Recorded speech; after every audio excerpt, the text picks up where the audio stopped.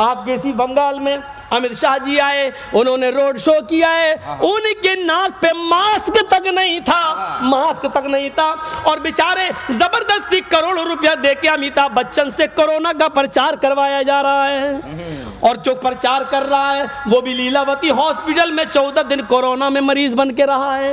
और गौर करो, ये सारी की सारी चीजें बड़ी अजीब व गरीब लगती हैं। मुझसे भी कहा गया था, मौलाना साहब आपको जितना पैसा कहो दे दिया जाएगा, लेकिन 14 दिन आप भी जरा उसमें चले जाइए, क्वारंटीन हो जाइए।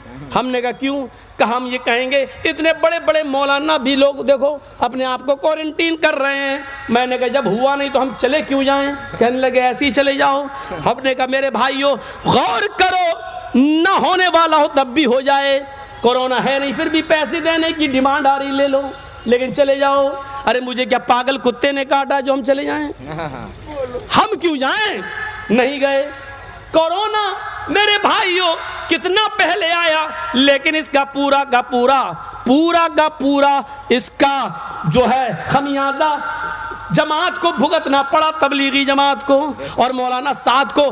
कैसा उछाला गया, टीवी देखते थे तो ऐसा लगता था ये अल्लाह का बंदा कल न चला जाए, परसों न चला जाए, कहीं ऐसा ना हो। फिर हाई कोर्ट ने और सुप्रीम कोर्ट ने ऐसा थप्पड़ मारा, ऐसा थप्पड़ मारा, ऐसा फैसला सुनाया जिस थप्पड़ का असर योगी और मोदी को कयामत की सुबह तक लगता रहेगा। बेशक बेशक सिर्फ बदनाम किया गया जमात को, कुछ नहीं था रोना कोरोना।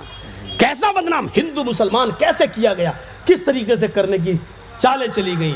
मेरे भाइयों बचिए। और फिर मेरे भाइयों 1:30 बजने वाला है, बचते बचते आपके सामने एक और पैगाम देता चला जाऊं। इस वक्त मुसलमानों हम बहुत नाजुक मोड़ से गुजर रहे हैं।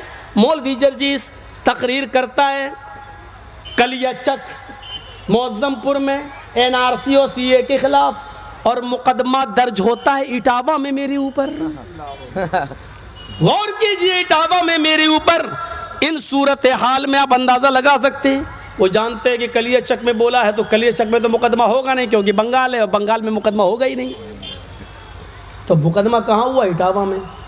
और इटावा में हमसे पूछा गया तो हमने कह दिया हाँ बोला था, लेकिन यहाँ थोड़ी बोला था, यहाँ क्यों में बुलाया जा रहा है? तो बोले कि ये कैसे साबित होगा कि यहाँ नहीं बोले।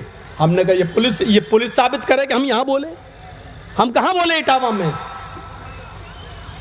बोले कलियाचक मालदा। तो ये कहकर केस खत्म किया गया, पुलिस वालों को डांट पिलाते हुए कि जहाँ का मामला है वहाँ केस दर्ज कराओ, यहाँ क्यों लाए उनको? ये होता है इनका। ये 1:35 मेरे भाइयों 2 घंटे हो चुके हैं मुझे बोलते हुए। हम अल्लाह से दुआ करते हैं कि बारे अल्लाह हमारी खताओं को माफ़ फरमा दे, हमारे गुनाहों को बख्श दे, हम जमीय मुसलमानों पर रहम फरमा। अब इस जलसे की बुजुर्ग हस्ती कोई आपके सामने आएगी और वो दुआया कलमात के बाद जलसे के इख्तिताम का ऐलान करेगी। हाँ, लेकिन मेरे भाइयों बाद में दुआ हो जाएगी। दुआ के बाद आप लोग अपने घर जाइएगा, दुआ से पहले आप मत उठिएगा। लेकिन एक बात मैं कह दूँ, आज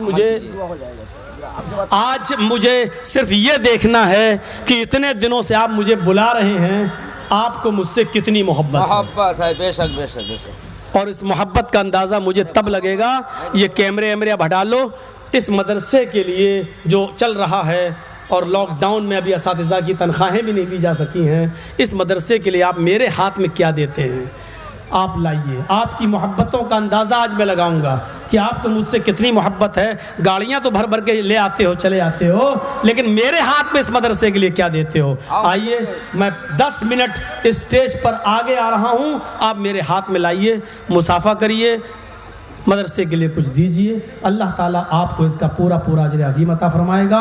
अल्लाह ताला जब तक हमें ज़िंदा रखे इस्लाम पर ज़िंदा रखे, और जब खात्मा हो तो ईमान पर हमारा खात्मा फरमाए। वमा अलैना इल्लल बलागुल मुबीन।